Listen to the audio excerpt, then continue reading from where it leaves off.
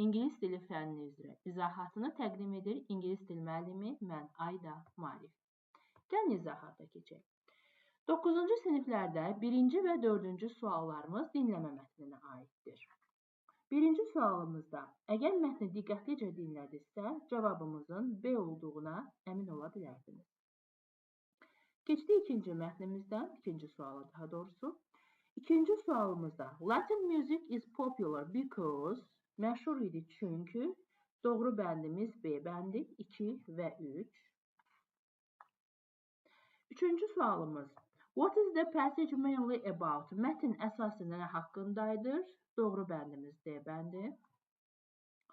4-ün 4 alt qrupu yanlış və doğru variantlarda true or false dediklərimizdən. 4-ün birincisi true, 4-ün ikincisi true, 4-ün üçüncüsü false, 4 isə true olaraq seçilmişdir. Və indi isə keçdik qısa mətnlərimizə. 5-ci və 7-ci qısa mətnlərdir. Qısa mətnləri oxuyaraq mətndən nəticə çıxardırıq. 5-ci mətnimiz. Kiçik mətnimizdə mesaj haqqında məlumat verir dostuna ki, bəs onda işə gələ bilməyəcəkdir. Mən sizə zamanımız getməsin deyə əsas variantı izah edəcəm. Deməli, burada Anna üzr istəyir ki, o workshopda, yəni bu iclasda iştirak edə bilməyəcəkdir. Altında. Burada da qısa mətnimizdir və doğru bəndimiz 6-cıda D bəndi. 7 qısa mətnimiz və 7-də doğru bəndimiz B bəndidir. Laura güllər qəbul edib Emilidən. Və 8-ci, 12-ci suallarımız isə mətnə aid olan suallarımızdır. Mətnin doğru bəndini bizdən istəyirdi. Doğru bəndimiz B bəndidir.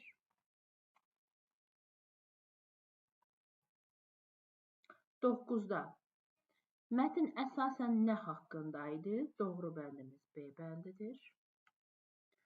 10-da what's the main role? Əsas rol, enerji resurslarının əsas rolu nə üçün idi bunlar? Doğru bəndimiz C bəndidir. Və 11-ci sualda at present, hal-hazırda biz bunu cümləni mətnə uyğun şəkildə tamamlamalıyıq. Doğru bəndimiz B bəndidir. Və 12-ci yanlış olan yanlış variantı seçməliyik. Burada açıq tipli bir sualımızdır. Doğru bəndimiz 2 və 3 idi.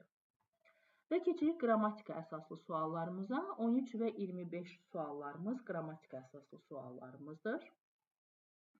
Deməli, cümlədə əsas işarəmiz mən bağlayıcısı vardır və bu bizə göstərir ki, burada sifətin müqayisə dərəcəsi istifadə olunmuşdur. Digər tərəfdə isə baxırıq while var.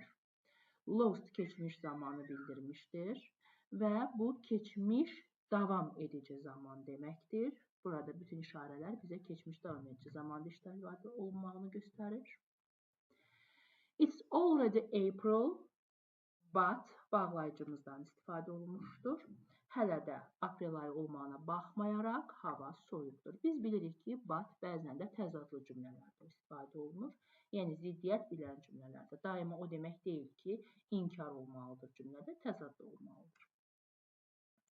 Sonra keçdik 16-da. Doğru bəndimiz 1 və 3-dür. These trousers mübtəda cəmdədir və cəm xəbərli ifadə olunmuşdur. Və 3-cü mübtəda yenə cəmdir, cəm xəbərli ifadə olunmuşdur. Both heç bir zaman tək xəbərlə ola bilməz.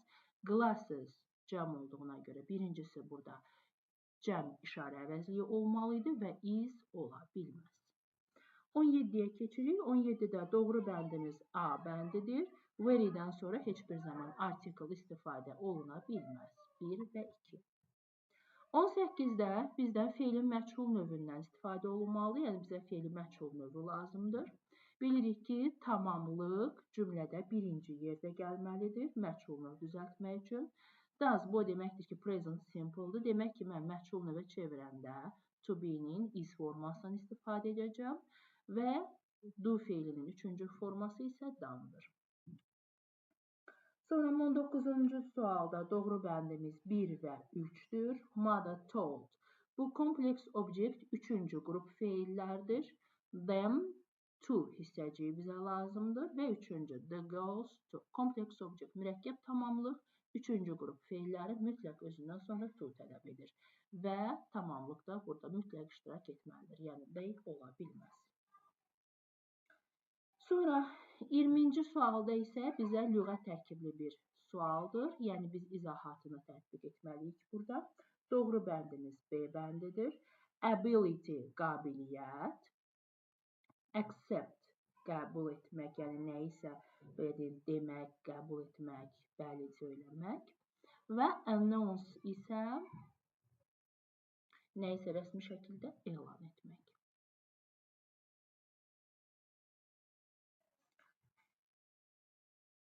Və keçdik 21-ci sualda. 21-ci sual modal feillərdir. Doğru bəndimiz E bəndidir. Deməli, I would like to change my car. İstəyərdim ki, maşınımı dəyişim. But I can't. Lakin dəyişə bilməm. Cavabımız burada can't-dır. Digərlərində isə mustdan sonra to olmaz. Ought mütləq to qəbul etməlidir. But deyirəmsə, digər tərəfi təsdiqlədirsə, bu tərəfə can'dan sonra not olmalı idi. 22-ci sual sözünlər prepositiona aiddir. Bought from, made in China. 23-cü sualda biz cümlə qurmalıydıq. Burada doğru bəndimiz D bəndidir.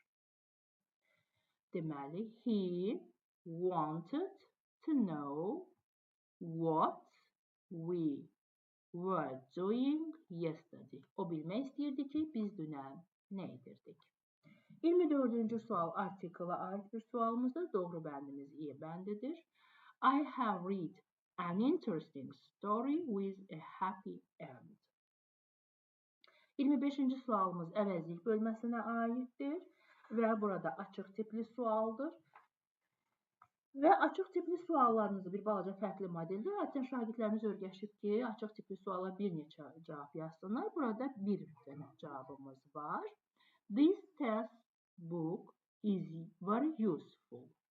Birincidə götürürük some. Çünki bilirik ki, some'dan sonra cəm isim olur. Some teachers use it for training the students. Digəri baxırıq, isim yoxdur. İsim yoxdursa, deməli bizim üçün ən uyğun variantımız others-dır. Others və on certification exams. Doğru bəndimiz 5'dir. 26-cı sualda isə ən az 35 sözdən ibarət kiçik bir esse yazmalıydınız. İmtahanda hər birinizə uğurlar arzu edirəm. Bu buraxılış modelinə uyğun sınaq imtahanı idi. Buraxılış imtahanında İnnovativ Təhsil Mərkəzi adından hər bir abituriyentimizə uğurlar diləyirik. Sizinlə mən İngilis dili müəllimi Ayda Marif idi.